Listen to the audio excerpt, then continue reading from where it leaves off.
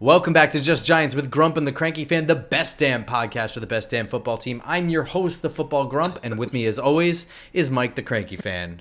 Hello, Grump. Got a little bug I think I'm developing here, so there might be some random coughing during this episode. So I apologize I'm just getting over, so. in advance. Yeah, yeah. Well, it's the weather's starting to get cold up here in New York, and I am headed down to Nashville on Saturday for Florida Vanderbilt and Lightning Predators, and it's supposed to be 22 degrees Saturday morning for tailgating for an 11 o'clock start. So for the Giant game Sunday, it'll be actually warmer for me. So think about that.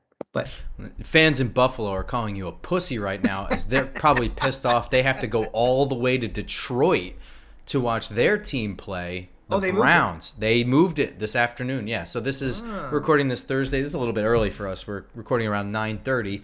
I want to say it was right before I went to the gym. It was like 5 o'clock maybe. They finally moved it. There was a chance of thunder snow. You ever been through that?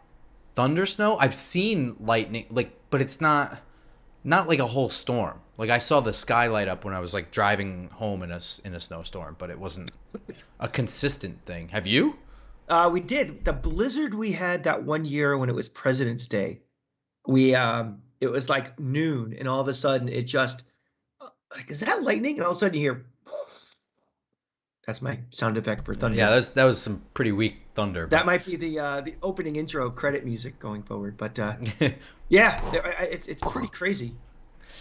Yeah, I'm actually kind of bummed. I have some real life staff that live in the area up there that are big time Buffalo Bills fans, and they're just pissed off about the weather in general. I think they're facing like 2 feet of snow or something like that. You're bitching about 22-degree weather. I believe we're playing up there next year. If you look at the 2023 schedule, I think we have the AFC East. We're definitely playing AFC East. And I believe we are up there next year. Last time they came here, I remember because we had a Bills guy by us sitting That's in the right. stands. Yeah, I remember him. Yeah, that guy.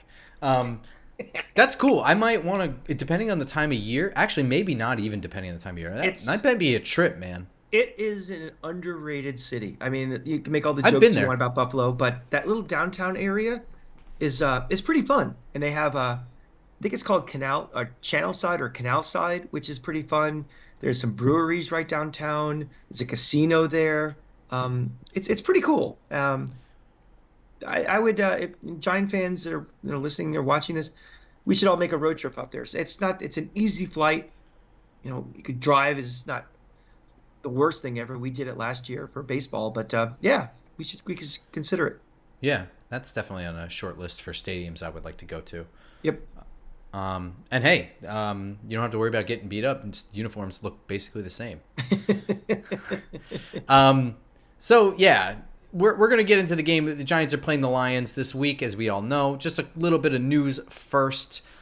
Big stuff, in my opinion. Nick Gates. So Josh Azudu got an MRI, I think, on his neck. He is now looking less likely to play than we just assumed. But on the flip side, Shane Lemieux returned to practice. Nick Gates practiced with the ones today with Shane Lemieux. They split reps. And Evan Neal returned to practice already, which is faster than I expected. I don't know about you. I knew it would be after the bye, but for some reason this just seemed fast. I felt like it was a 4 to 6 week thing was my time frame. Like, we're not going to see him for quite a while, but this is fantastic. I mean, just think of I think he'll probably be more like the Thanksgiving game, I think. Mm-hmm. Which, shit, I don't even know when we're going to record this fucking week. Damn. Okay. We'll deal with that as it comes. Yeah. Damn, get through this one first. The short weeks are brutal, man. Yeah. But yeah, so that's a good stuff. Ben Bredesen was caught running on the side earlier this week. Caught. Yeah. Busted. Yeah. Now he's running with a trainer on the side. That's also good. He was playing at a pretty high level under Bobby Johnson, which I think we talked about Bobby Johnson and what he's been able to do with this offensive line, which is mostly holdover from last year on the interior, with the exception of Feliciano. He's gotten Ben Bredesen to do something, which last year he was unbelievably bad. Mm-hmm. So that's all some pretty good news. Bad news, Wan'Dale Robinson looking less and less likely to play. Showed up on the injury report with a hammy. That is a bummer because, as Giants fans know, wide receivers for this franchise are hard to come by. So it's like painful, right? It's like we lose one, we get one. Isaiah Hodgins comes in, is 2 for 2 last week. Actually looked pretty decent, and now we lose one. Wan'Dale Robinson not likely to play. That's 2 injuries this year. I wouldn't be shocked if he's traded next year, but that's just me. Other Kenny Golladay also on the injury report with a hamstring injury, but I think he's still going to play. Whether he gets reps or not, I don't know. What do you think? Do you think he's got to get reps, right? I think we had this conversation, right? Like, you got to get something out of him, right? I was actually stumping for him. We had a pretty good debate about that in the last episode. If Wan'Dale's not playing and you are down to the bare scraps, at this point, he may be awful, but is there really any difference in a guy coming off the street that you're going to sign or him? I guess you have to throw him out there. I do want to make discuss his comments. I think it was today or yesterday where he was being interviewed at his locker and he made the comment that he doesn't really care what the fans think. Wait, I'm going to stop you because it's important, the question that he was asked. Okay. He was asked about the fans getting on him for the drops and if that bothers him. Mm-hmm. And his answer was, I don't really care about the fans. Now, is that phrased properly? Is he say that the best way? Maybe not, but he shouldn't. I don't want him to care about me. I'm not his boss. Dude, we sit around people who boo the dumbest shit sometimes. Yeah, but that is stuff that you should keep in your head to yourself. We know what public perception is on this team, and we know how things can snowball out of control really quickly with this team. I think this is already snowballing. This comment to me is not. This is what I want him to say. I don't want him to be concerned with me. You know how you get the yips? You care about people. But you don't get, your job is one thing and one thing only. You got one set of bosses. But you also know this is, a social media clip world where you laid out the exact context of what the question was and how he answered it. And even I presented it as the little clippable piece. I would bet you for every person who knows the full context of what he said, there's probably 15 fans that don't know it and have already are, ready with knives out on Sunday to really go after this guy and have him become an Ed Whitson or any other, guy who played in this market where, he's unplayable here anymore. It's bad. Look, he's such a bust. I'm going to say that it is. The video clip is 9 fucking seconds. If people can't get the context because they skipped the first 7 seconds of that video, I don't know what to tell them. It's under 10 seconds. I'm not talking about a bunch of menses that are doing this. I'm just saying the way it is. And I just think, for having, as much of a disaster of a game as you could possibly have on top of everything that's gone wrong with him for the last 2 years, it was really stupid to say because people are going to run with it. And I think you're running. I didn't really see people running with it. They're not going to cut him over it, but it's just one of those things where if you're ever trying to get in good graces with anybody or anything, it's just not smart. So what's the answer? What's the answer? How do you answer that question? I just go out there and every day is work as hard as I can and try to improve every day in practice. And when they call my number, I'm ready to play. Dumb. I don't care if it's dumb. It's damage control. Everything else you do say is damaging to you. I don't think that's damage. I don't have any issue with that. You don't, but a lot of people do. A lot of people have a lot of issues with dumb shit. Yeah. And that will never change. Right. And but why? No, because if you took a gotcha answer out of that, then you were going to take a gotcha answer no matter what he said. That's my point, though. And my point is, if he said what you said, they'd be like, yeah, he can say that, but he's got to show up on Sunday. If you can't take, I don't really care about the fans, that's not really my job, then you were going to take whatever he said and twist it anyway. It doesn't matter. He wasn't going to win anybody over no matter what he said. Even if he said, you're absolutely right, the fans should get on my case, I can't catch it, they're still going to get on his case. They don't care.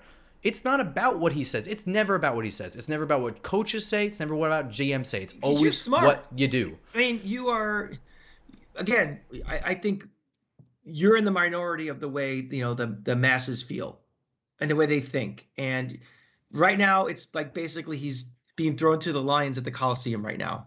It's not and I'm not saying that he is faultless in this. I mean, this is 100% his fault. He is not producing on the field. Absolutely. And so he's not an innocent victim in all this thing, but he's also not helping his case. Well, all right. Can we agree on this? We have guys who their whole job is to go to the locker room and ask them questions. This is a dumb question. I hate this question. I hate we kind of talking to some people, whatever. I don't really love the way our beat handles things. Our beat doesn't ask smart questions. Right. I very rarely see a question where I'm like, I never thought of it that way. They write smart pieces. They're not dumb people. I'm not saying that our beat are dumb people. I'm saying they take their access to players and they don't make 100% out of it. Asking this fucking question is getting that soundbite. Go fuck yourself. I don't care. That's their job now. Do you remember the dumbass question they asked Brian Dable? Why do you sometimes yell at guys on the sideline? This is the stupidest fucking question I've ever fucking heard. And this is why when I ever see Dave Portnoy again at the Starbucks next to my apartment, I'm going to punch his lights out, because people like him have created Gotcha Nation. The quick soundbite, this type of attitude of getting people to say stupid things and them saying stupid things and overreacting to stupid things. I mean, people like the reporters no longer are trying to get the truth or trying to get the story. They're trying to look. They're all trying to. That's a very general statement. I don't want to say that, because I'm going to say reporters now are doing this. I'm just saying this stuff mixed in with the media makes the media unlistenable as a whole, and that's damaging for everyone. Agreed. You know what I mean? And why do you think circulation for newspapers is down? Why do you think ratings for sports radio is way down? All that generalized stuff is. That's 1990s. That's 2000. It's just such a stupid fucking question. What do you think he thinks when 80,000 people boo him? You think he's happy? No, he wants 80,000 people to cheer him on. He wants to make more money. He wants to be good. Of course, he wants to be good. Yep, they set the trap and he fell into it. Yeah, I don't think he fell into it. It's just look. He's not beholden to us. We didn't sign. It's not $72 million of our dollars. It isn't. It's the organization. He's beholden to his bosses. His bosses are the coaches. Do you think the wide receivers coach, Brian Dable's coach, and Mike Kafka. Do you think he gets booed right now because of the contract, or just the fact that he's just bad? Do you think people have pretty much given up on the contract part, that's sunk cost, and it's just like, this guy is awful, get him off the field? I don't know.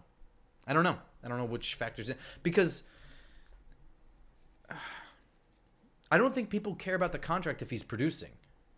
Right. I don't. At this point too, I think that everybody because knows. We all signed up for that contract. I don't think anyone. I mean, there were people that were like, "This is a lot of fucking money." Don't get me wrong. There were definitely people that thought that was a lot of money, but I think people were just more excited about what they were getting than what they were spending.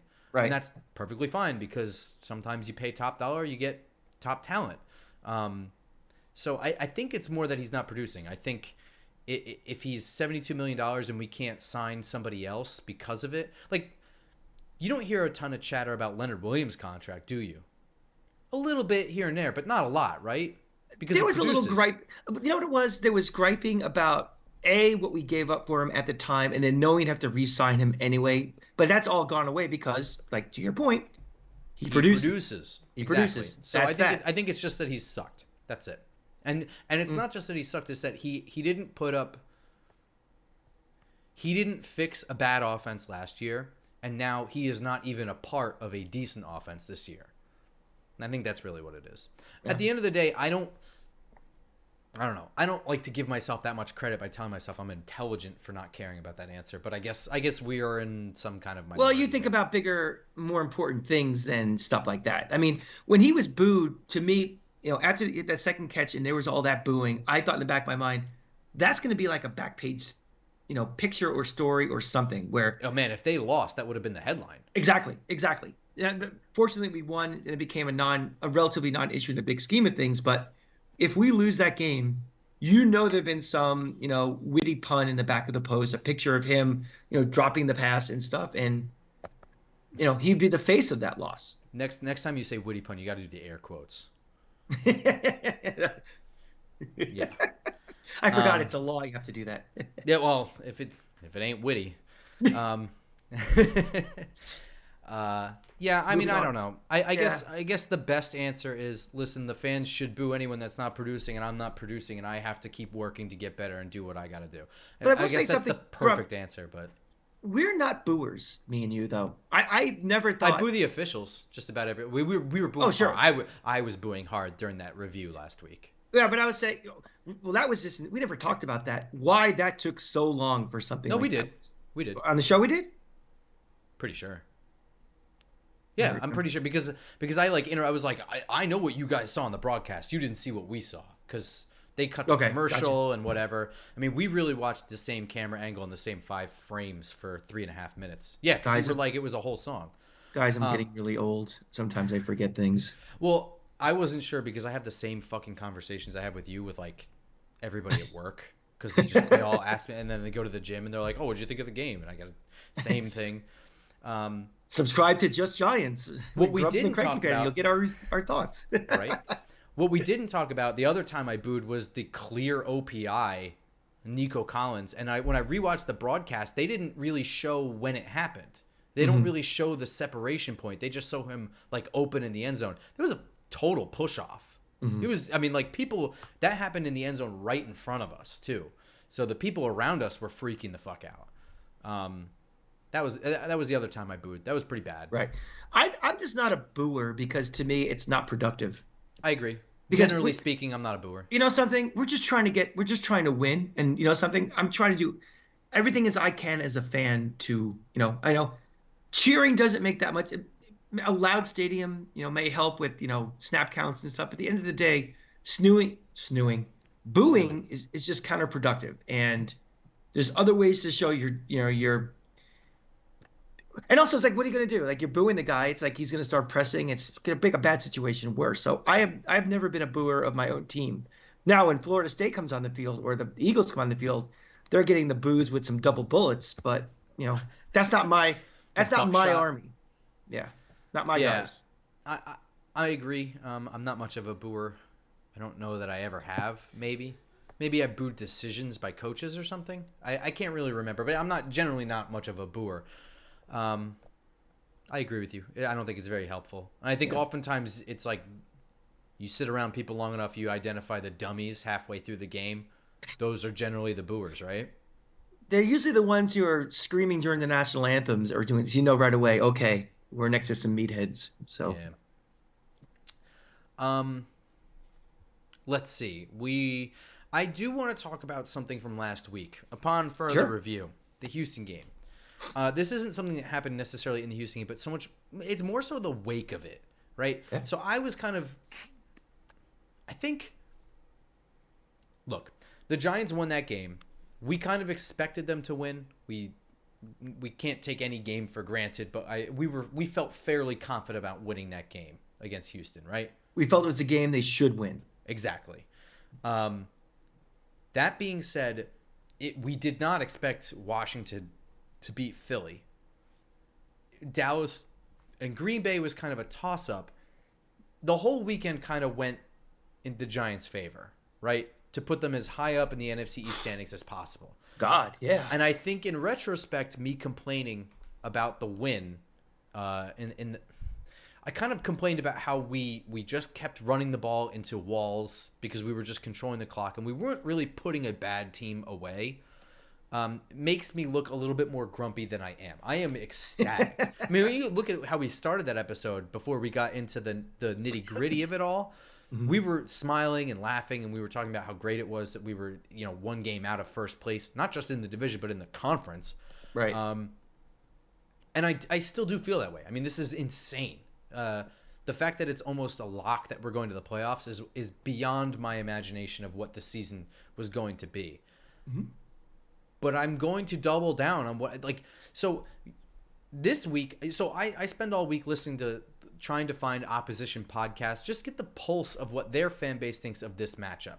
And it's been interesting because every single team we've played, their fan base is pretty sure they have a shot to win. I'm fucking sick of that. Well, I'm sick of it, man. It's not just other fan bases. It is, it's Vegas. I mean, we opened as a 1.5 point favorite. I mean, We're 8-2. They have what, 3 wins? We're at home. You know how it goes, Grump. Basically you get 3 points just for playing at home. So Vegas and the betting public thought there was they'd rather put their money on us losing at home to a 3-win team than a team that, could theoretically be first in the conference next week. There's no respect for this team. I don't love we love to be slept on mentality. I don't care about that. I want teams to be put away. I want teams to feel it in the third quarter. I remember in 2009, we started off 5-0. This is like a famous season, right? Because this is like the first year post Plaxico Burress. We were still a good core, but we didn't have that deep threat, and that whole season shit the bed. Spagnuolo left. We had Bill Sheridan as defensive coordinator. He was horrible, and everything ended at week 6. We went to New Orleans, and from there on, it was just a bad season. But up until then, we were 5-0. We went to Tampa Bay. They didn't get a first down until the second half. Oh, remember that? Yeah. I remember that. Remember that Bronx cheer they had when they finally got that first down? Yes, I do. And I'm pretty sure they fumbled the opening kickoff. We put teams away. We didn't do this hokey shit. I understand. I get it. We're not that good. We're out-kicking our coverage a little bit. Last week was a chance for us to just end shit. And we didn't fucking do it. We're doing little apples and oranges here with this. So let me ask you something. The fact we didn't put away Houston last week, do you think our perception around the league has changed because we're not that good, we barely beat a team? I think it's the fact that we have at no point this year dominated anything. Nothing. The come from behind stuff is nice, obviously. First of all, I'm not complaining about any win. I'm not complaining about a single win. What I am frustrated with is just I don't like pussy coaching decisions. And I felt like just doing a 35-17 run-pass ratio was a little bit much. And I think that, especially since the passing game was working, and it was working well, I just, I get that maybe there's stuff that Mike Kafka doesn't want to put on film yet. That's probably true. That's fair enough. I'm just frustrated that we're not putting anyone away because these Lions fans, they really think that they can win this game. And not just fans, like the literal beat, like the official Lions podcast. Yeah. Vegas thinks that, this game's a toss-up, basically. And to be fair, I don't feel the best about this game. This team has we should be winning. I wouldn't feel best about it. Again, I'm trying to keep this season in perspective and this team perspective that I don't feel comfortable that we should beat anybody in the NFL right now. But do you think that you would feel a little bit differently if we scored 30 points against Houston? No. Because really? we pretty much dominated that game, I felt.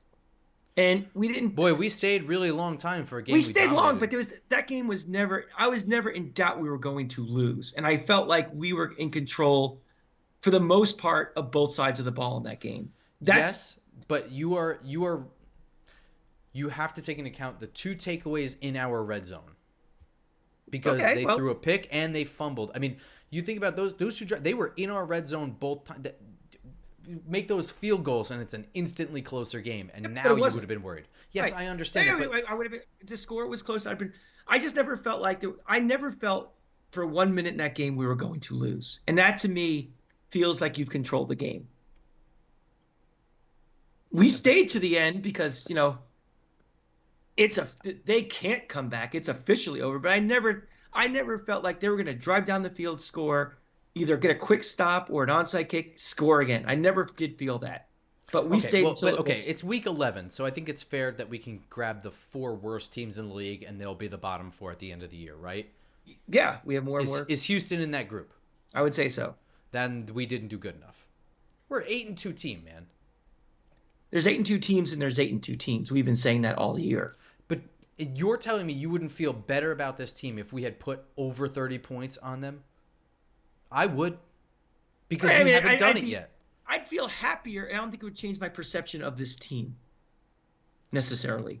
it would make me feel that these games that we should win, I would feel more comfortable with. And that includes this game against the Lions. So I guess that's just really my point. It's my personal feeling. So yeah, nobody else has to agree with it. It's fine. Yeah, I think that's his personal comfort level, or, I'm just frustrated because I know that they could have done better last week.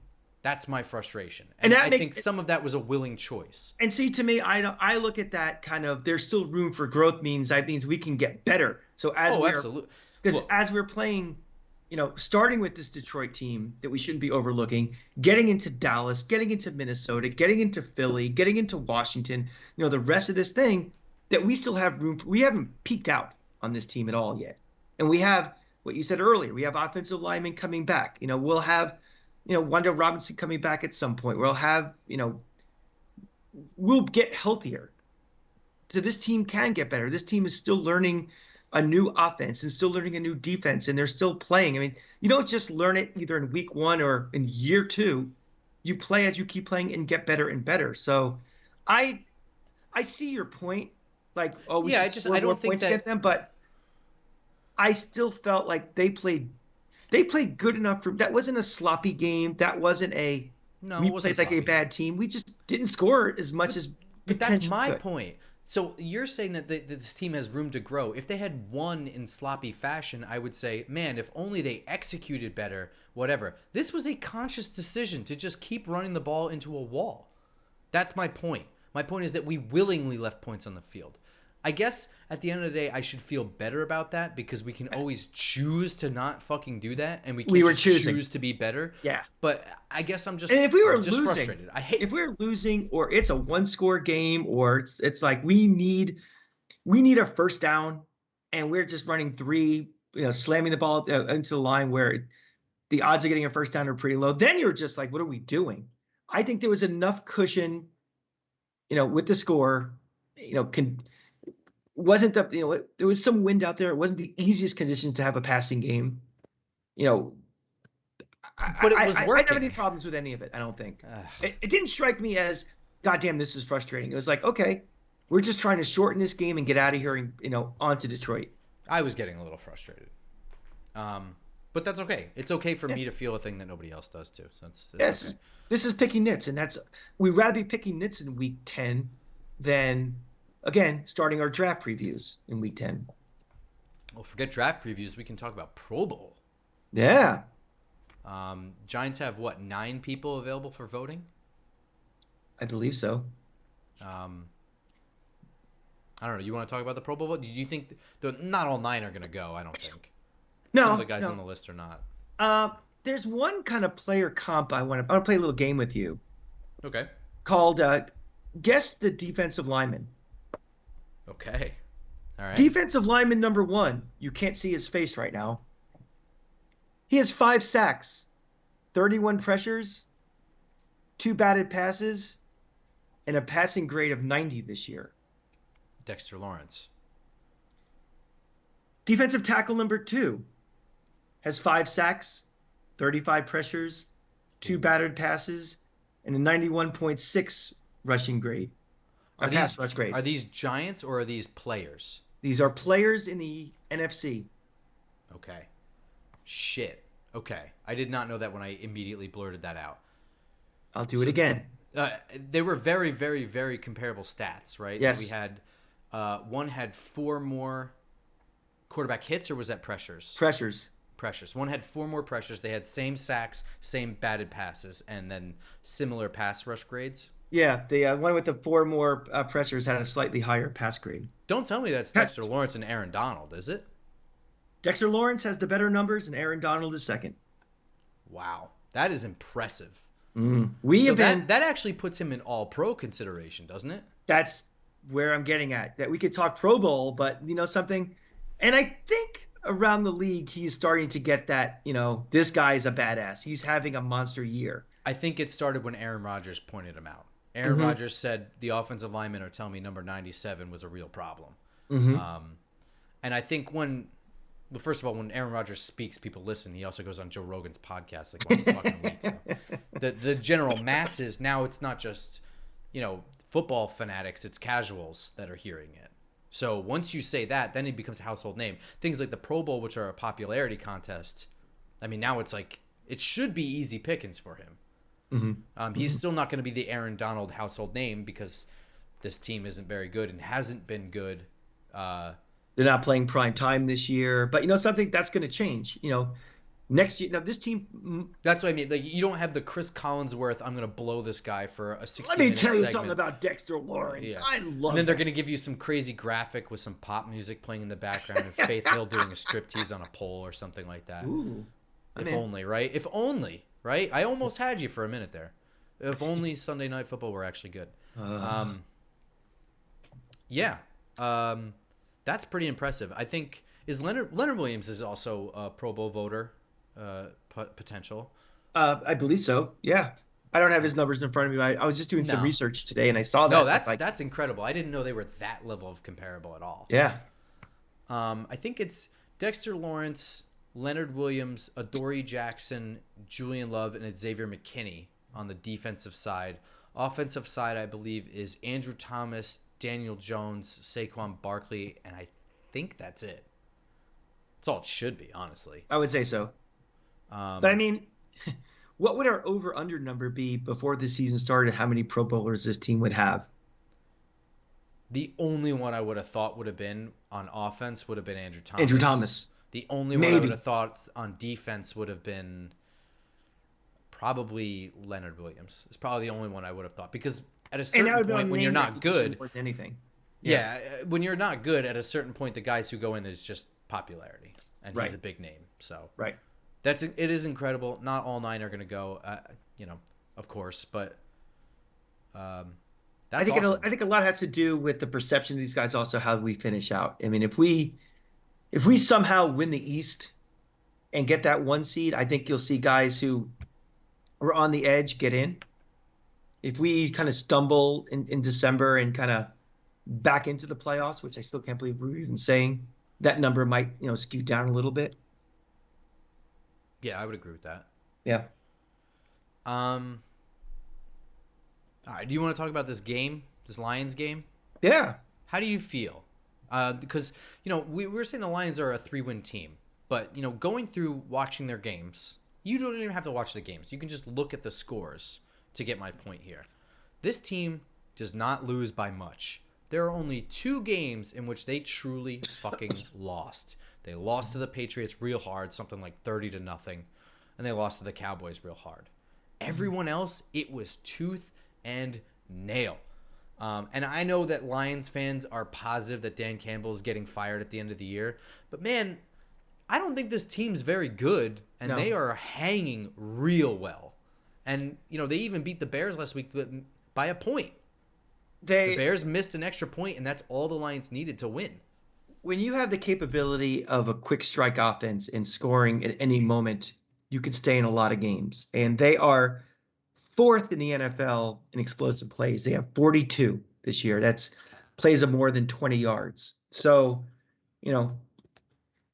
if your average offense is kind of ho-hum, but you could, every once in a while have, a big play where you flip the field or you score really quickly, it changes everything. So I don't think they're better than us by any stretch, but I am worried that if, a game is shortened, like we've been coaching up to and playing these last several weeks, that could backfire where the game is shortened and all of a sudden they hit an 80-yard bomb or just running back, shakes loose and, scores on a 60-yard play or something. So we have to be careful. And this might be something where this week more than last week, to your point of I'd like to see them score more, especially with a defense that's pretty shitty, that we may have to, we get in the red zone, we're going to have to score because, again, we let them hang around, the next thing you know, they could be ahead. That's 100% my point. I'm sick of letting teams hang around. Fuck these teams. Dominate them if you can. Score. Put your foot on their throat and don't let them up. What are your thoughts on to your point about the explosive plays? That's an excellent point. They are an extremely good running team, and they're a pretty good passing team. Amon-Ra St. Brown is coming into his own as a I don't want to say necessarily what's up. I got some numbers for you for that. They're eighth in the league in passing yards. They're 11th in rushing yards. They are ninth in points overall. Yeah. Amon St. Brown ran all over. He catch and ran all over their competition last week. Mm-hmm. They really have something going with Jamal Williams and DeAndre Swift as a duo in the backfield. Although more Jamal Williams and DeAndre Swift, I think. But I want to know what your thoughts are because you have like a longer viewing time of Jared Goff than I do. Because you watched him a little bit more in college than I did. Yeah, the wife went to Cal, so I've seen Aaron Rodgers, I've seen Jared Goff, I've seen all the good and bad and the ugly from Cal. I mean, I never thought he was a number one overall pick-worthy quarterback, and probably in a year where there were a better prospect class of quarterbacks, he wouldn't have not have been the first one. But I think if you give him a good running game, you give him a good offensive line, you give him weapons around him, I think he could be pretty good. Do you think if he was on that Rams team last year, the Rams win the Super Bowl? Or do you think Stafford was the special sauce? Well, I'll answer that. But first, what was your perception of the trade at the time? Even trade, flip a coin, who cares? Or did you think one team kind of got the better player? I thought it was kind of a who cares. Matthew Stafford, I've had a longer history with Matthew Stafford, I think, than with Jared Goff from watching him at Georgia. Right. I always thought he was kind of like a Dan Fouts guy, where he's going to put up big numbers but empty numbers. He's going to throw 50 times, have 412 yards, and they lose. One of those type of guys. I never thought he was a winner. So I thought it was kind of he might be a better player, a better stat guy, but I never thought he was that much better of a quarterback to really make me think, oh, the balance of power has shifted, or that's going to put the Rams over the edge. So I kind of agree with you. I think he is more of a numbers guy than he is a winner, kind of in that Phillip Rivers category, where Rivers is like a fantasy darling. Right. He didn't win shit. Right. But I don't even think there's a comparison between Matthew Stafford and Jared Goff. I thought the Rams were a clear winner in that trade. Matthew Stafford for years suffered in Detroit. And he gets a lot of criticism for just kind of throwing blindly up to Megatron and gaining yards that way. But he also does a lot of shit on the move. He does a lot of stuff on the move. He's a tough son of a bitch, plays hurt all the time. He can make stuff work. And putting him in an offense that had a lot of talent around him and let guys run free. I mean, it is clear. This is the same coach that had Jared Goff. It was a night and day difference with that Rams team when you subbed out the quarterbacks. I kind of could see that coming. To me, when I look at Jared Goff, he's a guy with a great arm that can make all the throws, but is a fucking statue in the pocket, is awkward on the run, and it seemed pretty clear over the years that he is not really good at reading defenses pre or post snap. I mean, the news kind of came out in his original success in McVay's offense that that hurry up shit where they got up to the line is because McVay was making all the calls in his helmet because the radio was still on because there's so much time on the play clock still. So you had a quarterback that really never quite did that, and that's a liability in this day and age. Before 1999, Peyton Manning came along, was a coach on the field. Right. Quarterbacks weren't really expected to do that. Now it's standard. You have to be able to do that. At least also, the pre-snap reading. Quarterbacks that are statues are very 1999 as well. Also true. I mean, don't get me wrong. He can move, but he kind of sort of moves the same way Eli moved. He's not a willing runner. Yeah. No, he looks even worse improvised running. Like trying to escape pressure. He doesn't look natural at it. And that being said, I think that is the key to this win. Defensively, blitz the shit out of this motherfucker. He sucks versus the blitz. You look at the stats, and he's not so bad, but that's where his picks come. 4 interceptions against the blitz this year. And I think that you can confuse him with looks the same way we were confusing Davis Mills. Probably, not to the same extent, but same idea. Keep sending Jason. That's quite an indictment, too, because he's been in the league long enough now that he should. But that's my point. I don't think he was ever that guy. No. I think they should keep sending Jason Pinnock. I understand that he's only getting snaps because Xavier McKinney's out, but that is what it is. And last week, the dude had basically 2 sacks, which is crazy. Yeah. I think that is a winning formula. This, to me, is going to come down to a really, really, really interesting stat, and that's the red zone stat. Detroit's offense, like you said, they're, 9th in passing, 11th in running, or maybe I flipped those. 8th in passing, 11th in rushing, 9th in points. There we go. Those are the numbers. They are 5th in red zone efficiency. The Giants' defense is 2nd in red zone defense. And that, to me, is where this game is going to be won and lost. I think there's going to be times where Jamal Williams is going to break free. I think there's going to be times where Amon-Ra St. Brown is going to break a tackle and he's going to get yards. But as long as they keep them out of the end zone, the game will be won and lost between the 20 and the end zone. Yep. And that's it. Yeah. It's really strange.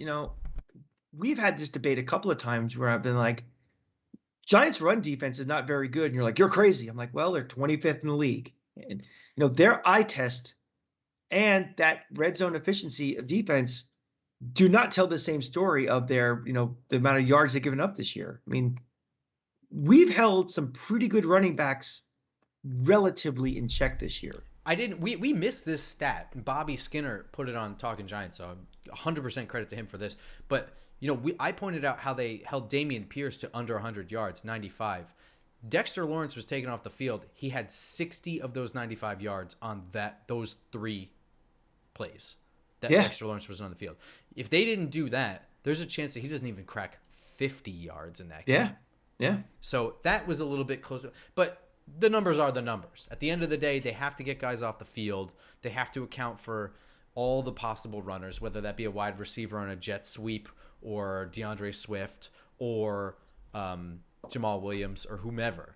Well, a good way to keep their offense off the field is to keep our offense on the field, and their defense is pretty weak. They're 31st in the league in rushing yards given up.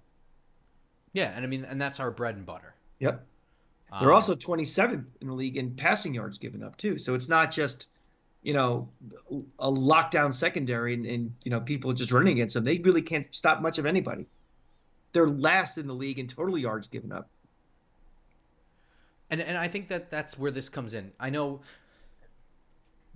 maybe the Giants are still saving the Daniel Jones bootleg for a more important game. And when I say that, I mean a division game. But the Daniel Jones bootleg has been kind of removed from the playbook for the last couple weeks, even though it worked to extreme success. Mm-hmm. The zone read really has been removed from the playbook, even though that worked to extreme success earlier in the year. I think that stuff there's a chance that might still stay to the side until a division game, whether it be Eagles, Dallas, or Washington. But I think they can kind of get rid of the 8 linemen thing that they were doing last week. I think that shit's got to go. But hit them with RPO instead. Like you said, they're not good against the run or the pass. Hit them with the run, let them get sucked up, do the play action, do the RPO. Give them the run pass option. Let the linebackers get sucked up and hit slants behind it, man. Hit them. Hit them where it hurts. Get them fooled. Get them sucked up. Get them to cheat. And most importantly, don't take your foot off the gas, because this team will fight back to the end. Yeah, this is a different team than Houston. I don't think Houston had the capability. Lovie Smith is very all the Santa Claus of his beard. Dan Campbell is not. Right. I mean, it's a completely different game plan for a completely different opponent that we're playing, and I think they're going to come out throwing the ball a lot more than they did last week, and I think they are going to commit to it. I think this is a game this is exactly your point. You have to put a team like this away, or have enough of a cushion where they have to give up the run and they have to throw all the time. Have them down by 3 scores. I agree with you. Yeah. That changes them out of what they want to do. And to put him in, and a guy like Jared Goff, who does make mistakes, and he does, has a dumb turnover here and there. Put him in situations where he can do that more. So I don't think you're going to see the same game plan as last week, and I think I don't believe I don't believe in hiding things for division opponents down the road. I mean, you know my feelings on this league. You got to win this week to get to next week. So I think you're going to see a more open book because I think they need it more than they did last week. All right. I would. Why don't you hit me with your prediction? Give me a score. Give me what your thoughts are. I think this team is insulted by the lack of respect they're getting. I would be. I am as a Giant fan. I'm going back to that line again. I know it doesn't mean anything at the end of the day, but the fact that we are still looked at as a fluky eight. What was our record? 7-2 now. 8-2. What are we? 8-2. 8-2. Jesus, it's hard even to say.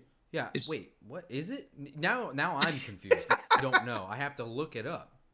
I feel so stupid right now. I swear I've only had this one beer. Well, I've had this old man now for quite a while. This head. We are 7-2. We're getting ahead of ourselves. Yeah. Well, we may or may not edit that last 30 seconds to save that for your lives. But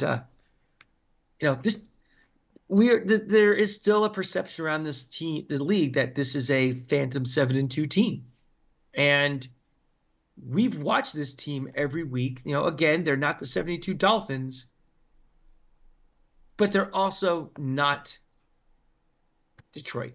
We are a better team than them. We are playing better. We're at home. This fan base is, they're starting to froth at the mouth. It's a 1:00 game again. The real fans will be there again. They know Dallas is 4 or 5 days away.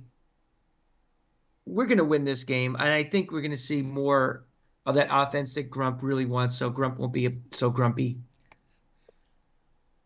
Let's look at 31-21. Giants win. I think that you're most of the way right. I agree with you. I think that they're going to open up the playbook. I think they are going to do a lot of the things that we said.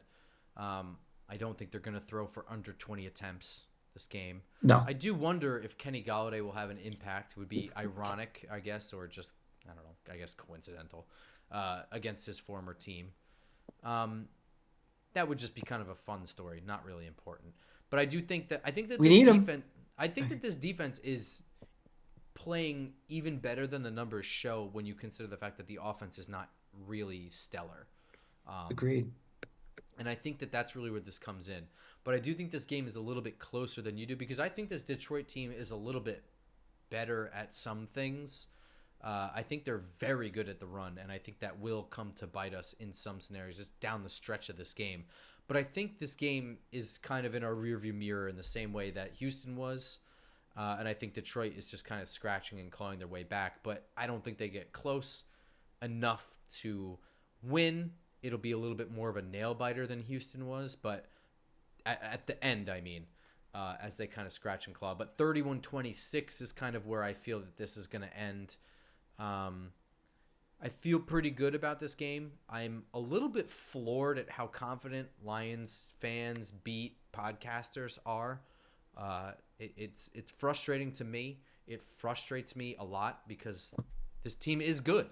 Yeah. At the end of it's time to stop saying like, oh, they're fluky. It's not fluky to beat the Ravens. It's not fluky to win on the road in London against the Packers at that time. It's not fluky. Again, remember, most people's association with the Giants are, seeing scores and highlights. We're not on national TV that much. We know all about the Packers. We know all about Denver. We know all about Dallas. They're on every week. You can see them, multiple times each month. And I think this is one of those things where, you got to see it with your own eyes to believe it. And then, Detroit fans, remember, also have such a low bar for feeling good about themselves. I mean, how many playoff wins they've had in the last 500 years? Not many. So they win 2 in a row. They're starting to, walk around with a stiffy. And then you put onto the fact that, they see, Giants 8-2, the team that sucked for so many years, the team that, did a quarterback sneak last year. That team, really? So, let them have all the perception they want. We'll see on the field on Sunday. Washington gets to play Houston this week in Houston. I think every other NFC East team is playing on the road this week. I'm pretty sure. Washington's going to Houston. I'm feeling that Washington continues to roll, huh? Went back and forth on this one a couple times. Okay. Houston has actually not played bad the last 2 weeks. You were nervous they were going to win. The week before they played that Thursday night in Philly and didn't play that awful. I'm going to go on a limb. I'm going to say Houston wins this game. I think there's a lot of I feel a little bit of that same kind of puffing the chest of the Washington fan base as the Detroit fan base right now. And they win a couple of games and they're getting a little ahead of themselves. I've stuck with this all year that I don't think they're a very good team, and I still don't think they're a very good team. So I'm gonna pick I guess it's an upset. I'm gonna pick Houston to win this one. Close score, but they win. Dallas is going to Minnesota. I think Dallas is going to start reeling. They lost to Green Bay in kind of garbagey fashion. Choked. They straight up choked. I am serious. I don't think Dak Prescott is that good. I finally had this conversation with somebody else. Somebody said to me, "Is Dak Prescott really that good?" And I was like, "Thank you. I don't think so. I think he has had the benefit of being pretty good and on a great team for a long time now." I think Minnesota wins. Minnesota continues to roll. They get to play at home. I think Dallas. I think that they have real issues, and I think their coach sucks. What do you think? I get the sense that Minnesota is one of the few places in this league where you don't have a Cowboy fan invasion like New York, Arizona, places like that. I think there's going to be this Minnesota fan base and this Minnesota team they're ready. And this team has been playing really well. Is it the 4:30 game on Sunday, or is it? I think so. Yeah, I'll look it up. Okay. I agree with you. I am never going to be a Kirk Cousins believer until I see it. I think sort of like how I feel about Matthew Stafford. Then Stafford won a Super Bowl. But yeah, Dallas is at a crossroads right now where, they got to play Minnesota and us in 5 days. Mm-hmm. And that's also them playing Minnesota and then playing us 4 days later is something interesting we should be thinking about as we start prepping for, the Dallas talk and everything, that we're playing Detroit. They're playing Minnesota. Right.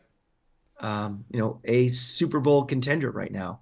I think Minnesota keeps winning. They'll win this game. Philadelphia plays Jeff Saturday's Indianapolis Colts. Are you a believer in Jeff Saturday? Because I'm sure not. I think Nope. Philadelphia's got this one. Also, side note, Philadelphia signing old, washed-up defensive tackles Ndamukong Suh and Linval Joseph is not a good thing. These guys are not being asked to be starters down the stretch. They're being asked to fill a gap temporarily while Jordan Davis recovers, and they get to be here as rotation for him and Fletcher Cox throughout the stretch. So, no, that's not a good thing in my opinion. I think that's actually horrible for us. I know where you're going with that. I was like, this is a good thing for them that they're not being relied on. No, it's a horrible thing for us. For us, yeah. Okay, I'm seeing people, sense. I saw one opinion that they thought that meant it was bad news for Jordan Davis's recovery. I don't see that shit at all. I see a team that got run all over in the wake of one player's injury, and now suddenly their lead is cut down to one game, and they're not having that. You know anymore. What I see? I see a very smart front office that if they have the opportunity to improve for 1 or 2 games and not, because they know they're going to be in a dogfight potentially with Minnesota, Dallas, the Giants for that 1 seed. Take no fucking chances. Exactly. They're not doing the mindset of, this week we'll look past Indianapolis and we'll worry about next weekend. They are dotting I's and crossing T's. And, I'm assuming they have cap space to do these things. I mean, these aren't moves we really can make right now, but, good for them. And I think it's very, very smart. You don't take any team in this league for granted. And, yeah. College weekend. I am excited to watch a Pac-12 matchup, which means I guess I'm staying up late. Although I guess next year I'm gonna have to start getting used to calling them the Pac-1. Well, I don't know what. I don't know when they're moving over. But USC and UCLA is a good set of talent. I have not set aside time to just sit and watch UCLA yet, but they have some serious talent. With Charbonnet is putting up insane numbers. Jake Bobo, a tall wide receiver, putting up huge numbers. USC also had 2 wide receivers, Mario Williams, Jordan Addison, and a cornerback, Mekhi Blackman, has 2 interceptions this year. This is a good matchup on the Pacific side. I'm excited to watch this one. Chip Kelly, he fucked over Florida. He could have been our coach, and he bailed at the last minute and went to UCLA and struggled in the beginning. But what college programs probably should do more is have patience and let good coaches get their guys in, have a few recruiting classes. And this is the best UCLA's been in quite a while. I think it's gonna be a really good game. The good thing is that the Florida game is 11 a.m., so I'll be back and can watch that back at the hotel later. So yeah, I'm looking forward to it. I'm looking forward to that. Also, side note, these guys that I'm watching and creating player profiles for ahead of the draft, it's cool that the Senior Bowl is starting to announce the guys that are going, and they're already guys that I have some work done on. So I'm really excited to see them up close in February or whenever the hell that is. I'm pretty sure that's February. I'm excited for that. We're starting to see a steamroll of tweets from Jim Nagy and the Senior Bowl itself of all these guys who were accepted the invite, and I don't know, it's really cool. Yeah. I don't know. Random side note. I don't know why I brought that up. I'll be going this year with you guys, so I'm looking forward to it. Yeah. That is pretty much it for this weekend. So we will be at the tailgate on Sunday, November 20th, 1 o'clock at MetLife Stadium. I'm going to be there as early as the first train allows. I got yelled at. I'll be on that 6 a.m. flight from Nashville to LaGuardia, and then 3 trains later, I will be at the Meadowlands. So I will not be there at the first beer that's shotgunned, but I will be there for most of the activities. So I'm looking forward to seeing all our friends over there. Yeah, that'll be there in time to be bullied by everyone for not being able to flip a cup fast enough. So it's a tough crowd, man. It is, but that's okay. That's iron sharpens the way we like iron, it. Yeah. All right, everyone. Be sure to download and subscribe the episodes and stuff. iTunes, SoundCloud, Spotify, YouTube especially. Who knows if Twitter's going to be a thing, but Twitter, at @football_Grump, at the Cranky fan. We just hit 350 subscribers on YouTube, so we really, really appreciate it. For everybody that's stuck with us and inviting other people, we appreciate all our friends and other podcasts who've helped us out. So thank you. So absolutely, yeah. Yeah. That's going to do it for us. So we will see you next week, I guess Monday morning, right? Or Tuesday morning, right? Yeah, we'll figure that out. We'll have to do a condensed week, but we'll figure something out. Shit sucks. All right, everyone. See you next week.